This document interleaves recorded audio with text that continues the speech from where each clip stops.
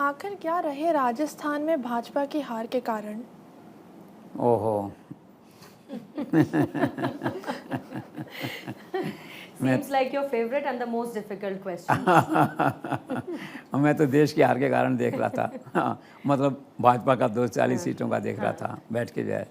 तो राजस्थान में भी आप कह सकते हैं कि एक तो राजस्थान में मोदी नहीं हारा, बीजेपी हारी है।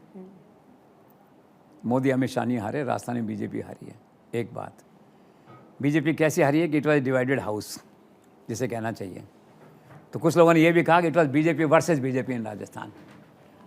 तो संगठन और सरकार के बीच या जैसे एक फैक्टर वसुंधरा राजे भी है, हालांकि बहुत से लोग उनको राइट ऑफ कर चुके हैं, वो एक अलग इशू है, लेकिन एब्सेंस ऑफ दैट फैक्टर या एब्सेंस ऑफ कोई मेजर क्राउड पुलर लीडर, आप कितने कारण गिना दीजिए, 1 से लेकर 10 तक कारण आप गिन लेंगे जिसे कि बैठ के कहते हैं।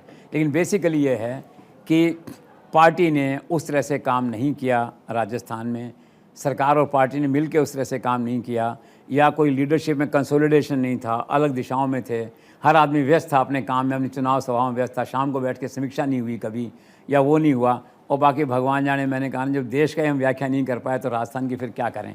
लेकिन हार के जो दिखते हैं कारण जिस तरह से, वो इस तरह का रहा कि लीडरशिप डिवाइडेड लीडरशिप थी जो है, और बीजेपी वर्सेस बीजेपी था, और बस इस तरह से। और बाकी फैक्टर वही हैं, मुस्लिम जो है फैक्टर हुआ, कंबाइंड हुआ, वो कंसोलिडेट हुआ, और SC/ST का फैक्टर रहा, मीणा फैक्टर जैसे मैंने आपसे कहा, वहाँ जो है।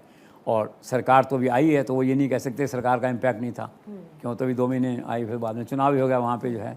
तो वे राजस्थान में भाजपा के हार के कारण मोर और लेस वही हैं जो दूसरे राज्यों में हैं। लेकिन एक बेसिक बात यह है कि यहाँ संगठन के अंदर मतलब बीजेपी वर्सेस बीजेपी का ज़्यादा रहा देखने में Impact.